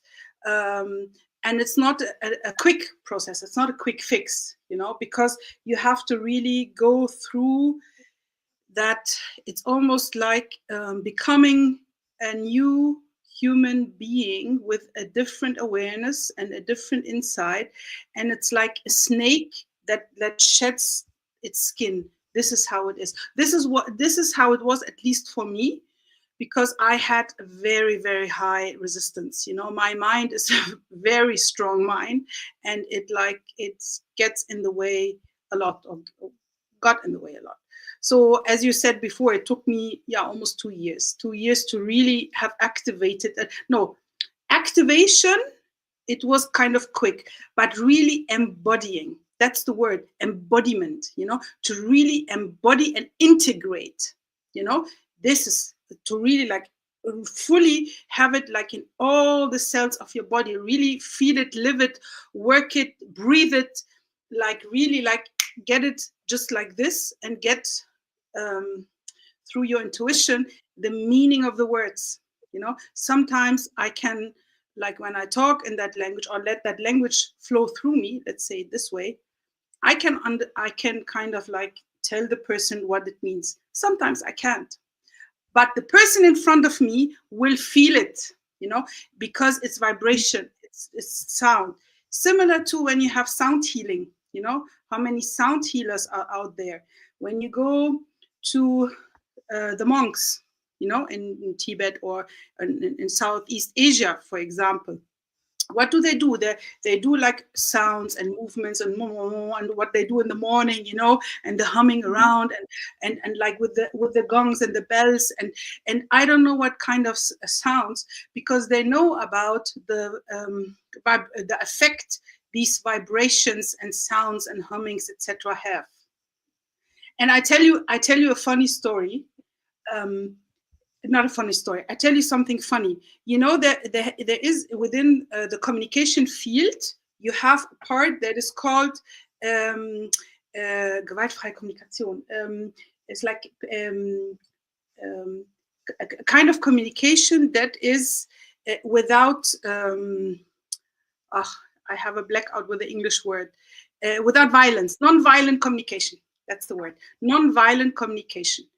And you know what they teach you? When you are mad, you shouldn't tell the other person, oh, you make me mad. Oh, you're so bad. Oh, you shouldn't say words, because words will stick to someone's mind and someone's heart. Instead, you just should do the sounds, you know, like, you know, like be a gorilla, you know, and the person will actually feel that you are not very happy right now. So they don't understand why you're not happy, but they feel you're not happy. So you can express your emotion without violating the other person, you know? And the star language is similar. This is similarly understood. Let's say it this way, you know? So without me telling you a word that might hurt you or that might like give you a different understanding, misunderstanding, which is like our communication, you know, is the main point in everything, in almost, our connection with each other. It's the communication. So instead of misunderstanding, I just put out the sound and the other person will feel it. And they will feel, oh my God, he's a gorilla right now. Okay, I just make space until he is a little rapid again. You know what I mean? So this is how it basically is. Yeah. Any questions? Was it? Yeah. Was it within you? You said you had taken 2 years to learn and fully activate and absorb all of the star language and all of the light language. Was it your own? Was it your conscious mind? Was it your mind that was saying, you know, oh no, this can't be so. This is not the way. I can't do it. What was the reason? How difficult was it for you? Was it because it was something you couldn't grasp, or was it something that, you know, your mind kept fighting it? What was the reason? Just in case there are our listeners and our viewers and those in the chat, maybe there are those that are extremely logical. Is it more difficult for a person that's very, very logical and focused on evidence or control, that they won't be able to let that energy flow and go? You know, have you got anything about that you could share, please, Selma? Yes, it's a mix of everything that you said, I would say. With me, I didn't look for it. I really didn't look for it. You know, it was in a winter afternoon in a desert camp on the Sinai Island in Egypt. You know, where this French lady came to me and spoke to me in that language, and I was like, who is this, and what does she do in the middle of the desert in front of me and telling me things that she couldn't know about me, and like telling me things that she told me I should do and like be, etc. Is like, okay, I'm getting crazy now. This must be a Fata Morgana that's happening in the desert, you know. But that was the beginning, because being me, I'm a curious person, unfortunately. So it's like it never really it never really left me. So I was like, okay, light language, okay. And then I met other friends of mine who have a similar background like me. Similar background meaning similar spiritual, religious, cultural background like me, talking about the same thing. And I was like, what's going on? You know, it was also specific area in Egypt where these things come up, you know, and where a lot of people who are very spiritual and very also like a new spiritually oriented people and mindset and techniques. So and these people told me, Salma, of course there's star language, light language, etc. You know, like it doesn't interfere with whatever you're believing. And I was like, okay. So it's not that I was not spiritual or not open to energy. On the contrary, I already did my Reiki master and Pranic master and other things, you know. So I had already connection, understanding to that. Nevertheless, me being me and being conservative and being programmed and conditioned to believe certain truths, you know, which I'm not criticizing or doubting it. I still believe them, but I'm embracing everything else too. And this was my 2 years quest, because me being me, I need to understand what this is. I cannot just go there and do it. I need to understand, where does this fit into my understanding of life, of spirituality, of afterlife, of me, you know. So I had to find a place for this within all of that. And that's also that is part of the reasons why it took me almost 2 years to really be really let's say embodied and integrated. And other people do it more quicker because they are maybe not that like conditioned. And I guess for someone who's very rational and doesn't believe in any afterlife or doesn't believe in any energy and thinks, when I talk about this, it's crazy and gaga and a hoax, etc. I don't think that person can be convinced, and maybe that person is not at that level yet to be open to this. Maybe it will come at a point, you know, because these things I have seen it with people. I have seen it also with clients and friends and other people who like turn from, because something really significant happened in their life, and they immediately turn 180 degrees, you know. Wow. Getting from an atheist and like only believing in the material world and in the physical world, going to like, oh yeah, I just did my first astral travel and then I went beyond and now I know about parallel universes and I know about this. And I was like, are you the same person I saw last week? Oh wow. Yeah. So I would say yes, it's a mix of everything. And as I said, even me who's already highly spiritual and religious and like working with energy, even me, I was very resisting to it, you know. Well, you did well by overcoming it, didn't you? That's amazing. Yeah. And I think some questions are, does it matter whether you are, because at the moment there's these different trends of saying, well, you know, that there is an O positive blood group and an O negative blood group, and there's differences within the types of blood groups. With the light language, does it necessarily matter what your blood group is, or is just the group that's running through your body doesn't really matter because it's all energy in the same way? I would say it doesn't matter. It doesn't matter. I would say, like, I mean, like, what is blood? You know, blood is plasma. You know, blood is, you know, the same plasma that you find in the sun. So it's the same plasma, but without the but dark, because it's like within the dark. You know, it's in a vein. That's why it is red. But it's actually plasma, and in plasma runs life force. That's why it's so valuable. You know, blood. So I think the blood is there for your human body to keep it alive, and to create a vessel for you to receive that energy.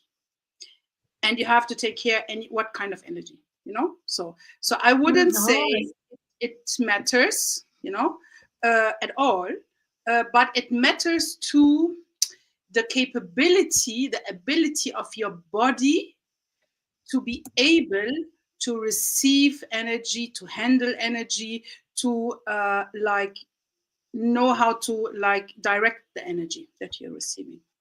Okay. Did you also, as a question as well from one of our viewers as well on one of the other platforms, is how is the way that you were activated? Were you activated in both the vocal side, the musical side, and the vocal areas, but also in the hand movements? Because it seems that some individuals are not very musical with what's coming out of their mouth. They just speak something, and they're very staccato with it. But also they do have these unusual hand movements. When I was activated in 1963, because I was only little at that time, I was only, you know, a few years old after I was taken. It took a long time, but the thing that I had at the time was the language, and I had the hand movements, but because I was so young, I didn't know what the hand movements were. But I had none of the musical side at all. So could you explain a little bit about that, please? Yeah, definitely movement. I forgot to mention it. Yes, there is hand movement, and I do it, you know, but I do it like it just comes like this, you know. I'm not consciously like moving my hand. It just gets moved by the energy. So there are movements, and there are also signs by movement, you know. So I specifically don't have any hand signs or with me yet. Didn't happen, but movements. But I know about other people's languages where they actually like do some movements with the hands that are signs. And I guess this is where the language of the deaf in English, deaf people who cannot speak and hear, deaf, the deaf, come from. I think this is also, you know, like the different signs that you do and the movements that you do with your hand. And yes, definitely is also like sound, vibration, also movement. Oh, that is absolutely amazing. So what would you suggest then? One of the other platforms is asking how, because she's saying that you see here, there, and everywhere, you see, no matter where you go, whether it's YouTube or TikTok or any of the other platforms, you always get somebody that's saying, oh, you know, take 5 minutes and come and activate your light language and do this and do that. And, you know, is there perhaps a better way to do it? Should there be a master light language teacher that is teaching you to make sure that you're in a safe environment and making sure that the right sort of the light and the activation comes through? Could you provide some advice on that, please? Yes, I wouldn't recommend doing the like a fast check-in on a 10 or 15 minute video where they think your light language is activated. You know, it's similar to when you want to go do energy healing and you go to someone, like have 15 minutes of energy healing because you hear a meditation, or now all your blockages and everything is gone. No, it's more like no, not at all. So be very careful and very discerning, and this is and this is what it is anyway. In everything in life, you know, everything is based on trust, and everything is based on your inner gut and your feeling. And I mean, like, it starts even like by going to the right hairdresser. You know, when you go to a hairdresser and you don't feel that guy is really knows what he's doing, you want to go, you don't go to him again. You know what I mean? Or you never go to him. But when you go and you feel, oh, he knows what he's talking about, and you haven't seen any certificates, you don't know how long he's a hairdresser already, you don't know whose hair he has done, but you feel that's the guy, you know, you go to him, you know. So this is what it is. And like regarding a teacher, this, I would say this applies to any kind of teacher in any kind of field. You know, I wouldn't go to any kind of like teacher who teaches me how to cook. No, I would also want to have someone who really knows about the do's and don'ts and the little tricks, etc., for example. So really choose your teachers in general, in any kind of field of your life. Choose your teachers wisely, you know. And one thing, and this is the very most important thing, is the ego trap. You know, if someone is presenting himself or herself already as someone who is above you and knows better, that for me would already be something, no, don't go there. You know, my teacher, she's someone who's working, she works in that since like, I don't know, at least 10 years, you know, and she is up to date, still so humble. Okay, and like really is she is almost a servant to her soul. You know, don't get me wrong, it's not servant to any entity, servant to her higher dimension, higher soul. You know, that means she knows what her purpose of her soul in this, on this earth, in this body of hers is. And that's why she is not in her ego trap. You know, and that's amazing. That would be if you would ask me for an advice, that would be my advice. Go to someone where you feel that person is humble and really servant of their own soul's purpose and really knows how to put limits. Because my teacher was able to navigate me, you know. Sometimes I would push forward and would say, okay, yalla, let's do it, you know, let's do it. I'm ready for it. I yesterday evening, you know, we had this singing circle, you know, in Dahab, Egypt, where we go, where I used to be for a couple of for a while. So we used to like do this singing and drumming and I don't know what, and then it would burst out of my throat and I was like, I don't know what it was, but it was amazing. Let's do it, I'm ready. And she was like, you're not ready. I was like, what? And I was almost fighting with her, and she said, no, this is the order I got. You're not ready yet. And I will tell you when I get the info that you are ready to be activated to the next level, then we will do it. You know, so she knew how to handle me and navigate me and activate me, and that was exactly the right thing, because you have to understand that you are letting in codes and frequencies, you know, inside of your energetic field and inside of your body, inside of your cells, inside of everything that is your human body. So and we all have wounds, we all have blockages, we all have subconscious limitations. So it's like when we would be fired up if we wouldn't work through those layers inside of ourselves. Yes. It's the same when you go to therapy. You don't go to therapy just 2 weeks and, oh my God, my childhood wound is now really gone because of, no, you don't. It takes a while, and it takes layers to work through so that your channel is ready. It's like a pipe, you know. If you have a blocked pipe, what kind of pure essence can flow through that pipe? It can't. So you have to clear that pipe first.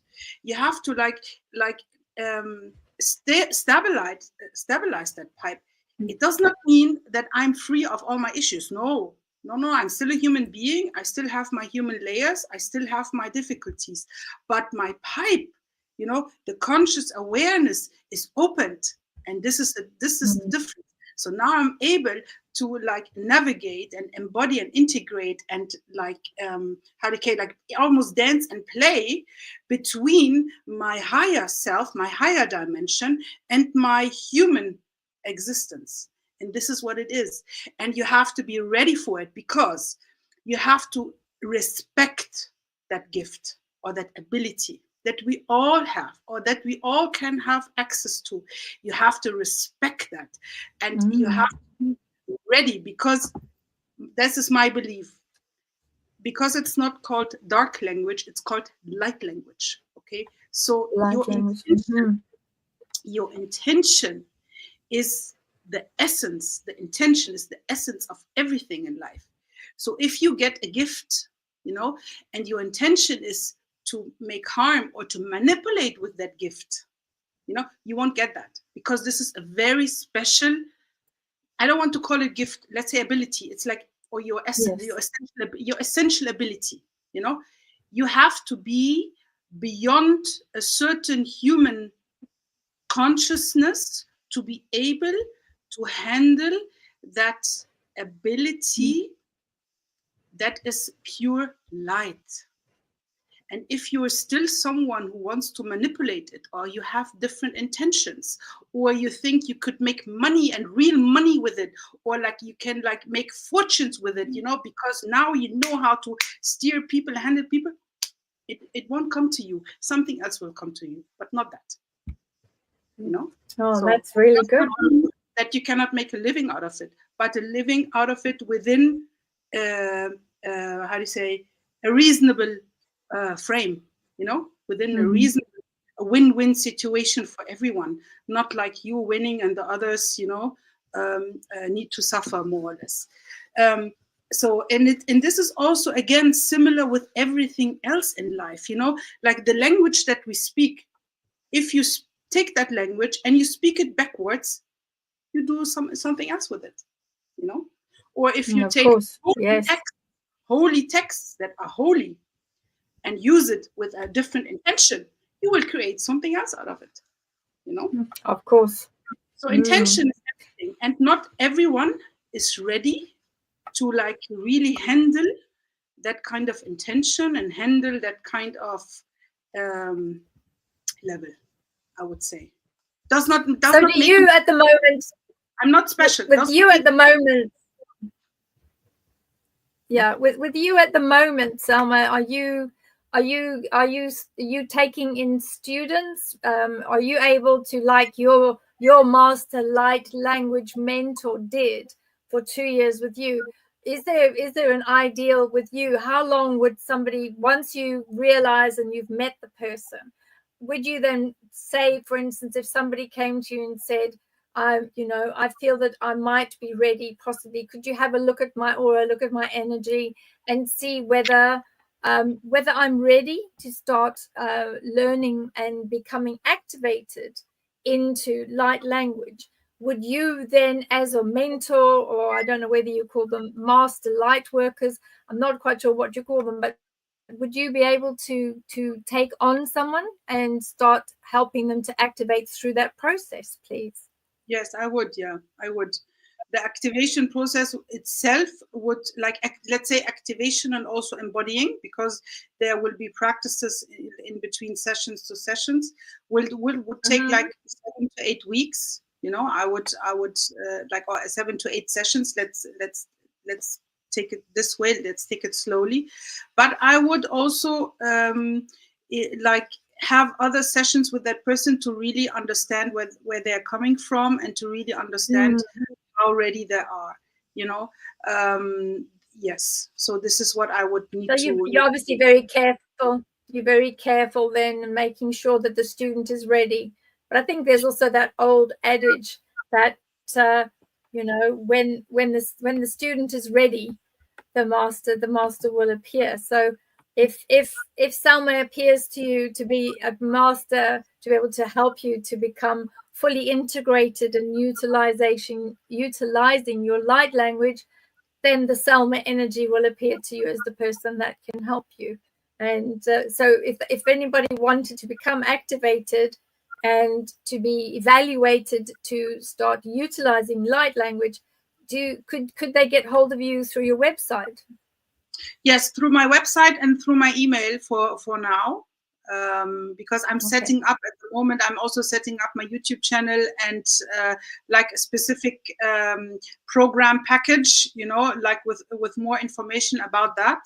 And it will appear on my website soon. So if you want, send me a direct email and I respond to you. Well, that's really absolutely fantastic. I'm sure there's a lot of people in the chat that are excited to reach out to you, Selma, and ask you.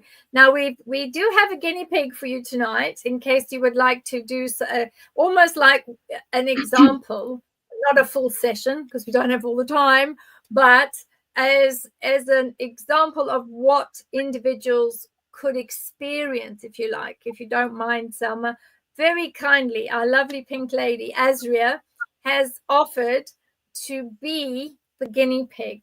So if you would like to start however it is you start and do whatever it is you do, and then if there's any questions from our lovely chat and our audience, they can put that into the chat, and we will take a few minutes towards the end dealing with some of the questions. So I'll hand that over to you and Asria, and please just go ahead and make a start on the light language session, so we call it. This is what it could look like.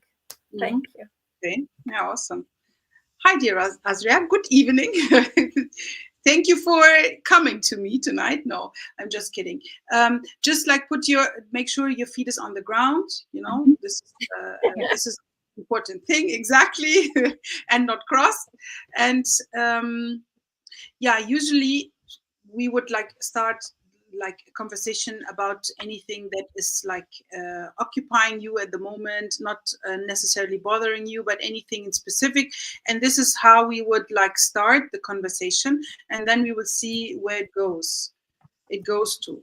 So is there anything at this moment where you like would need to have an answer for, or where you like would have guidance to? I think in regards to guidance, it would be general, because I see that things are very much progressing. Obviously, we stay away in this particular one from the medical side, absolutely. But I think in regards to how can I say this? Maybe sort of relationship status, that would be really good. But I think just a general energetic unblocking would be really nice. I mean, I'm sure that you've had clients come to you about many different things, but certainly from my perspective, it's always really nice to have that kind of overall energy renewal. But if there is a particular one, I would say it's maybe around the heart and relationships going forward, if it needs to be pinpointed. So I hope that helps, and I very much look forward to this. I've been looking forward to this all day. Io mate atahe darra tole mahia tu takahe tu io. You are very loved. You are very welcomed, and we recognize your your spirit. Ula ula hey hey. Ula hey, ula hey,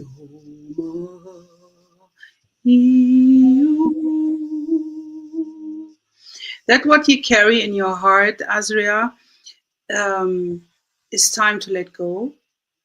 It's time to understand that it has had to happen. It's not about forgiving yourself or forgiving the other. It's more about like really understanding and feeling that it brought you to a different level of who you are today. So, eya, eya, ho, ula, eya mo, utahe,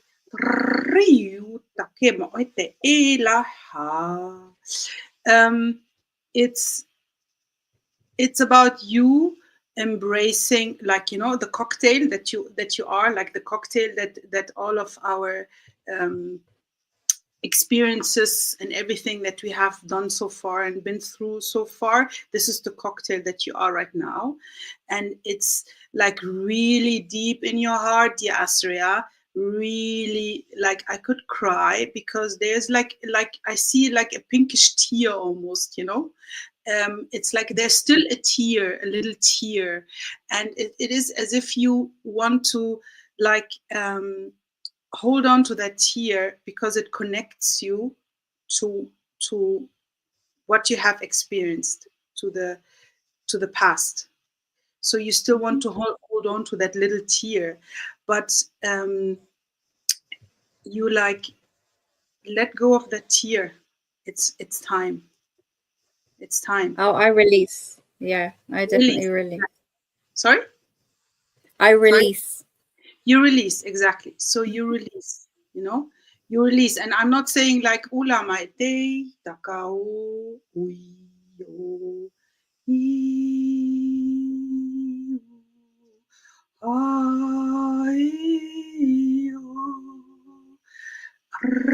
Rattamateo he.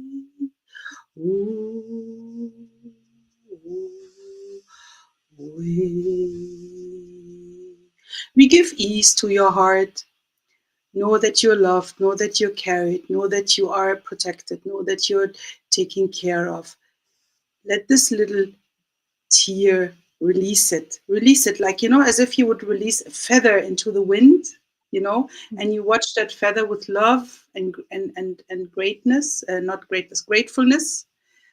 You just watch it go its way, you know. And I'm not saying when this is gone, the other person comes in. No, it's not about this. It's more about really, with that, you will have reached your wholeness, the wholeness of the person you need to be at this moment, in this phase of your life. And e toka tumaheta to e takatu rata tuka mete e mama ho mama he mata tuka tele iu.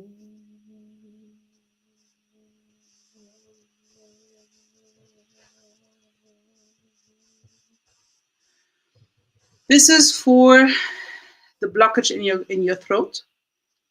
I don't know if you felt it, but there's a blockage in your throat. As if there's something you can't swallow, you know. So this is for like releasing whatever was here that you couldn't swallow, to like really like clear the path.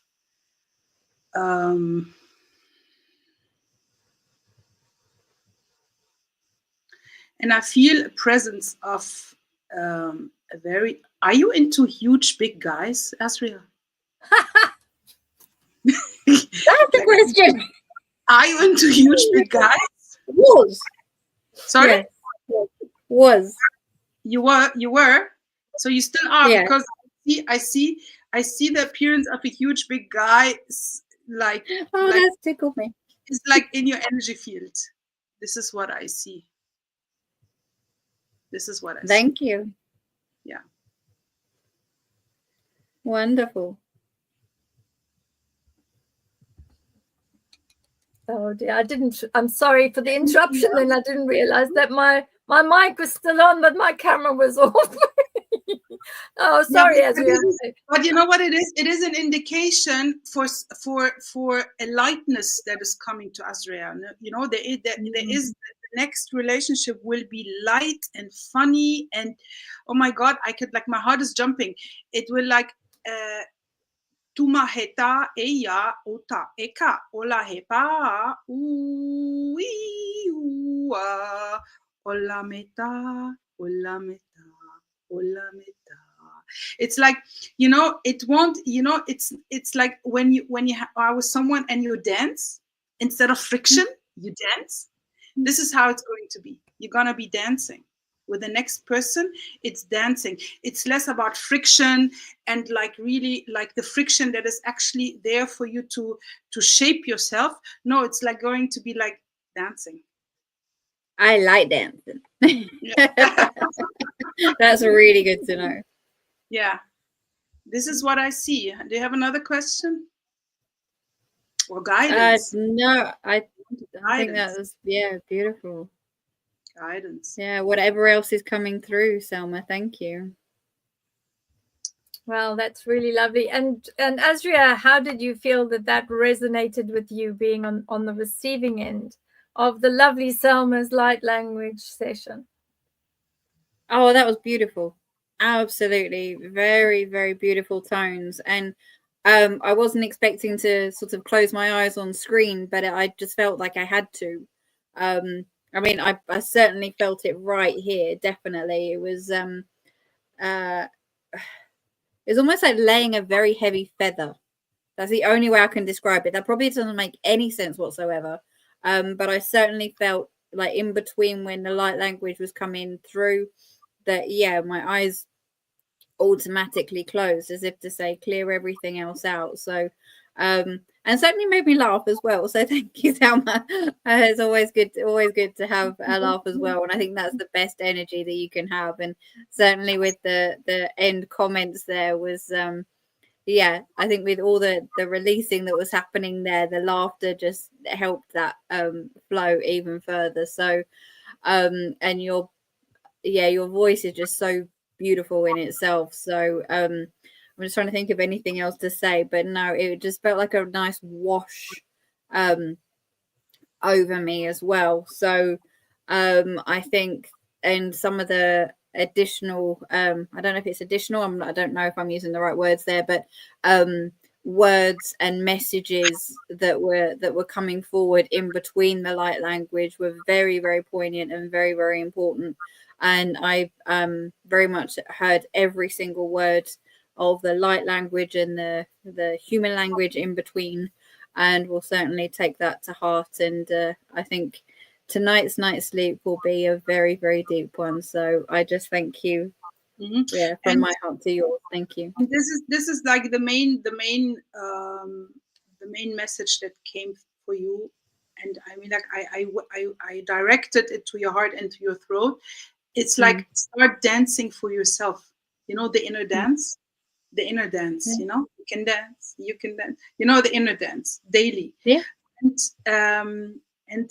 And when I said we, it's like we as the star mothers. Yeah. This is yes. That's fantastic. Exactly. So this is the message. When I said we, it's the star mothers. Okay. That's the star mothers. We like the star mothers. That's fantastic. Yeah, and I certainly dance in my kitchen all the time. That's my dance floor. So I will think of you next time. Yes, and keep on dancing. And you know, but take it also and not literally or as an analogy. Dance in everything you do. Dance in terms of when you work, dance in your work, you know, like work like with the lightness and the dance and the joy, you know what I mean? When you go and have a conversation with someone, dance with it, you know what I mean? The lightness that are in things, that's what you need to focus on. And it's time for it. I think that's really wonderful. For that big guy. Oh, definitely. I'll be keeping an eye out now. That's for certain. No, don't keep an eye. No, don't keep an eye. He will stand in front of you when you look up. You're like, whoop, who are you? You know, this is how it's going to happen. Don't look and don't keep an eye. No. No, but the energy is working. It just pushed down the screen. Look. It just pushed down your. Look, there goes. Oh, wow, really? Oh my God! Pushed down the screen. Oh, so strong. Yeah, it just went. Oh my goodness! Confirmation. Confirmation. Yes, confirmation. There goes your screen. Yes. So we'll be exactly. waiting. You better tell us. You better give us an update on the show. You've got to tell us the moment you meet him. We And have maybe to he know. has a nice brother or cousin for me too. Asking them. Well, the energy is so strong, it pushed the screen down. So yeah, I will certainly be sharing that with you. There we go. Yeah, definitely. Yes. I'll stay out of that because I'm already spoken for now some 25 years. So you youngsters, you just go and have a wonderful time. We've got a nice question here from Wench. Is alien DNA connected to which country we're from? That's Asria. Come on. Let us know. Yes. Is the alien DNA from there? There we go. Yeah, so as that's the input, that's the research. Sorry, I'm a bit blown away after that, so excuse me. But my answer to that would be, as far as I'm concerned, at this present moment, yes, because what we're actually looking into is what we were saying at the start of the show, is that it's looking like that the dominant DNA is very much linked to where those beings came down onto this earth. So yeah, my initial answer is yes, but please keep an eye out for further discoveries and information that's coming forward day by day. And feel free to contact me further via the website. Oh, that's lovely. We've got some really lovely comments. We've got one from Cats. Hello, Cats. Love that.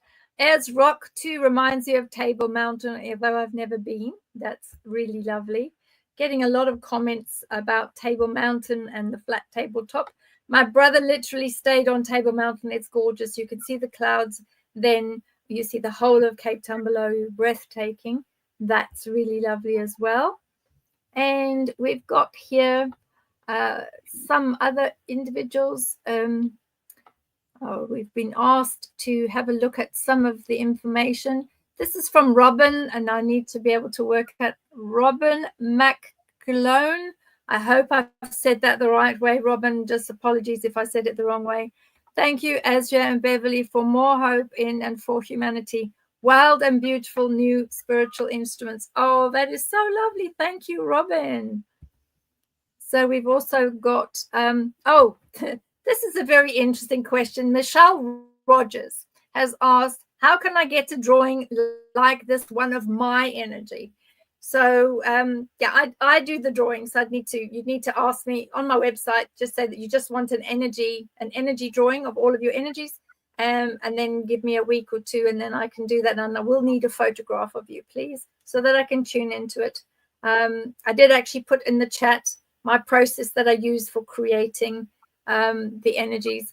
And as a surprise for my remote viewing group, I'm going to actually do exactly that, an energy drawing of all of the remote viewers, and send it to each of them over a period of time, because there's 100 of them. But this is good. And also we've got, oh dear, Katz again has said, it's too funny, she's going to call us Dr. Beverly Crutcher, which is the medic in Star Trek. That is too funny for words. And then I'm just going to have a look and see if there are any specific questions.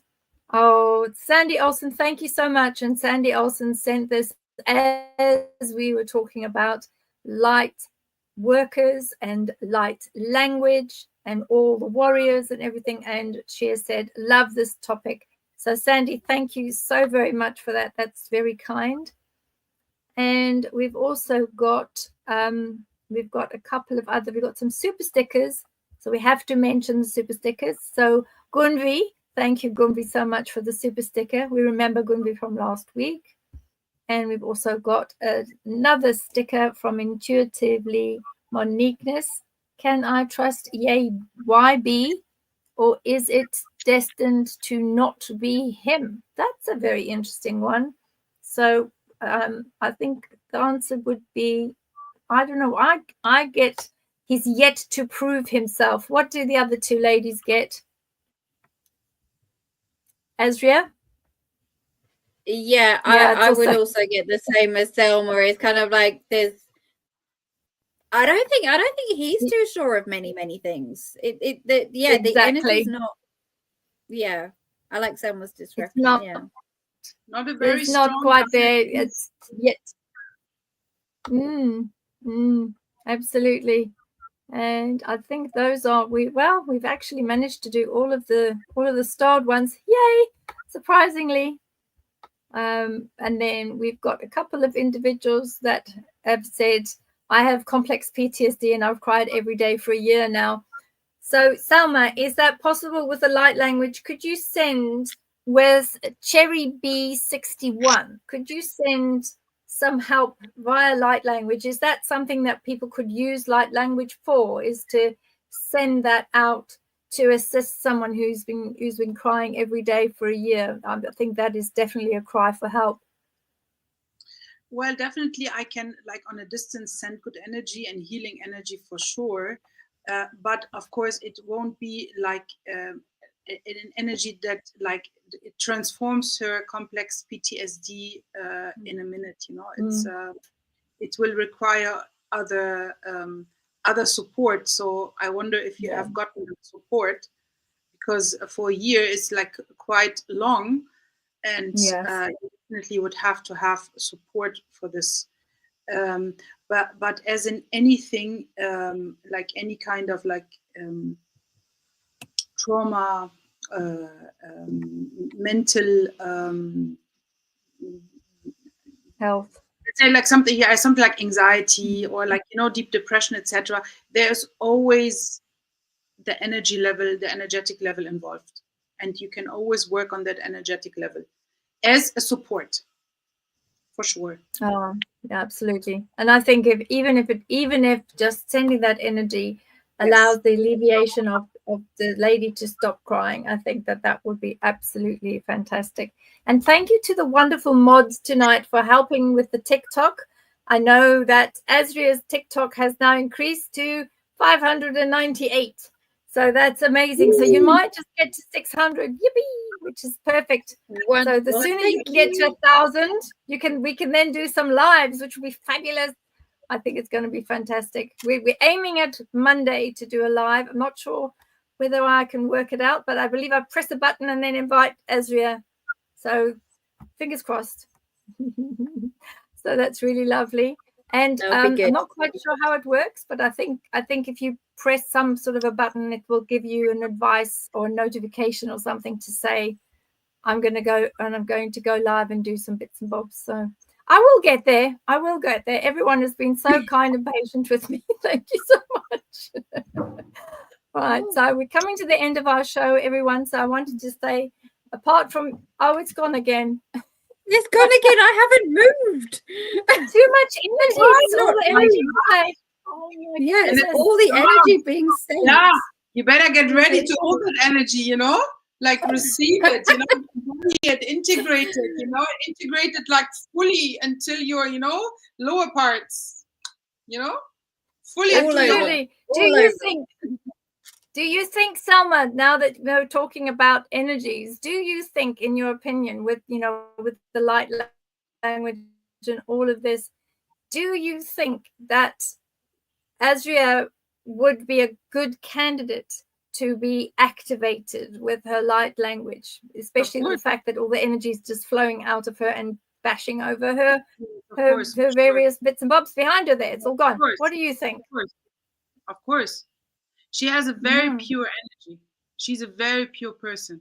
Yes, that's true. Yes. Well, there you go. That's what you're doing in the next 8 weeks, Asria. That's Asria's website. Create a channel with each other, There we go. We need to go and look for those nice tall people as well, so we can integrate that both. I think we should. That was very, very kind words of you, lovely. Thank you. I mean, in Germany they're quite tall already, but I think in the Scandinavian countries they're even taller. We should move more further up. I'm like 5'1". Okay, I'm like 5 foot nothing. So you are 5 foot nothing. That's very tall. But no, thank you for your kind words. I would love to. Oh, that would be fantastic. And you can tell us then, update us on how you're doing, how far you've got. I mean, it's 8 weeks, but I'm sure it's an amazing journey, and it would be lovely if you feel like sharing some of the small bits, obviously not the personal bits, but sharing some of your journey with everyone here. I'm sure everyone in the chat and the mods and everyone that's watching, our viewers, would love to hear how you're doing. That's fantastic. So we're coming to the end of our show now, and please join us in a little while. We're going to be back on a bit later. I'm coming back with our remote viewing Alliance show at 10:30 in the UK. You'll see that it has been scheduled and it is up there. And we will be going through our targets for tonight. So make sure that you tune in and have a go at you using your own extrasensory perception and tuning in to whatever's in the target picture that we have, and we'll be sending it out to make sure that everybody has a really good time, because I know last time we did it last week, a lot of our viewers and people in the chat and many of the mods too surprised everybody and put all sorts of amazing things in the chat. So if you're still up and about, come and join us in a little while and try your hand at remote viewing. So let me say good night to everybody, and thank you so much for watching. Please like and subscribe and come and join us all on TikTok, and pop in to see Salma's website. Send an email if you're interested in activation for light language. Thank you so much, and a very good night.